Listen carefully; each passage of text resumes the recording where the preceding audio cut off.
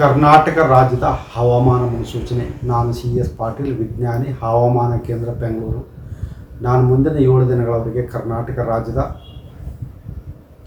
ಹವಾಮಾನದ ಮುನ್ಸೂಚನೆಯನ್ನು ಸಂಕ್ಷಿಪ್ತವಾಗಿ ವಿವರಿಸುತ್ತೇನೆ. ಇಂದು ಕರಾವಳಿ ಜಿಲ್ಲೆಗಳಲ್ಲಿ ವ್ಯಾಪಕವಾಗಿ, ಉತ್ತರ ಹಾಗೂ ದಕ್ಷಿಣ ಒಳನಾಡಿನ ಜಿಲ್ಲೆಗಳಲ್ಲಿ ಹಲವು ಕಡೆ ಮಳೆಯಾಗಿದೆ. ಮಳೆಯ ಜೊತೆಗೆ ಗುಡುಗು ಮಿಂಚು ಹಾಗೂ ಬಿರುಗಾಳಿಯ ವೇಗ ಪ್ರತಿ ಗಂಟೆಗೆ 30 ರಿಂದ 40 ಕಿಲೋಮೀಟರ್ ದಾಖಲಾಗಿದೆ. ಪ್ರಮುಖವಾಗಿ ಜೊಯ್ಡಾ ಉತ್ತರ ಕನ್ನಡ ಜಿಲ್ಲೆಯಲ್ಲಿ 6 ಸೆಂಟಿಮೀಟರ್, ಕೊಡಗಿನಲ್ಲಿ 3 ಸೆಂಟಿಮೀಟರ್, ಬೀದರ್ನಲ್ಲಿ 7 ಸೆಂಟಿಮೀಟರ್ ದಾಖಲಾಗಿದೆ.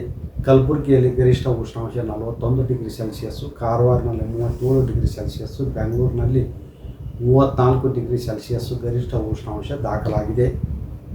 ಈಗಿರುವ ಹವಾಮಾನದ ಸಿನಾಪ್ಟಿಕ್ ಸ್ಥಿತಿ ಏನೆಂದರೆ, ಬಂಗಾಳ ಉಪಸಾಗರದ ನೈಋತ್ಯ ಭಾಗದಲ್ಲಿ ವಾಯುಭಾರ ಕುಸಿತವಾಗಿದ್ದು, ಅದರ ಜೊತೆಗೆ ಸರ್ಕ್ಯುಲೇಷನ್ ಕೂಡ 5.8 ಕಿಲೋಮೀಟರ್ ಎತ್ತರದವರೆಗೆ ಇದೆ.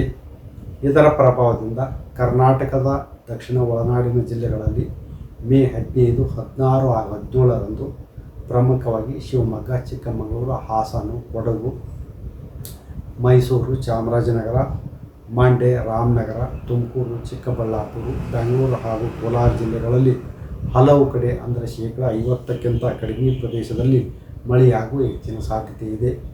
ಮಳೆಯ ಜೊತೆಗೆ ಬಿರುಗಾಳಿ ವೇಗ ಪ್ರತಿ ಗಂಟೆಗೆ 40 ರಿಂದ 50 ಕಿಲೋಮೀಟರ್ ಇರುವ ಹೆಚ್ಚಿನ ಸಾಧ್ಯತೆ ಇದೆ. ಚಿತ್ರದುರ್ಗ, ದಾವಣಗೆರೆ, ಬಳ್ಳಾರಿ ಹಾಗೂ ವಿಜಯನಗರ ಜಿಲ್ಲೆಗಳಲ್ಲಿ ಕೆಲವು ಕಡೆ ಮಾತ್ರ ಹಗುರವಾಗಿ ಮಳೆಯಾಗುವ ಹೆಚ್ಚಿನ ಸಾಧ್ಯತೆ ಇದೆ. ಬೆಂಗಳೂರಿನಲ್ಲಿ ಮೇ 15 ಹಾಗೂ 16ರಂದು ಕೆಲವು ಕಡೆ ಗುಡುಗು ಮಿಂಚು ಸಮೇತವಾಗಿ ಹಗುರದಿಂದ ಸಾಧಾರಣವಾಗಿ ಮಳೆಯಾಗುವ ಹೆಚ್ಚಿನ ಸಾಧ್ಯತೆ ಇದೆ. ಉತ್ತರ ಕನ್ನಡ, ಉಡುಪಿ ಹಾಗೂ ದಕ್ಷಿಣ ಕನ್ನಡ ಜಿಲ್ಲೆಗಳಲ್ಲಿ ಮೇ 15, 16 ಹಾಗೂ 17ರಂದು ಹಗುರದಿಂದ ಸಾಧಾರಣವಾಗಿ ಗುಡುಗು ಮಿಂಚು ಸಮೇತವಾಗಿ ಮಳೆಯಾಗುವ ಹೆಚ್ಚಿನ ಸಾಧ್ಯತೆ ಇದೆ. ಮಳೆಯ ಜೊತೆಗೆ ಬಿರುಗಾಳಿಯ ವೇಗ ಪ್ರತಿ ಗಂಟೆಗೆ 30 ರಿಂದ 40 ಕಿಲೋಮೀಟರ್ ಇರುವ ಹೆಚ್ಚಿನ ಸಾಧ್ಯತೆ ಇದೆ.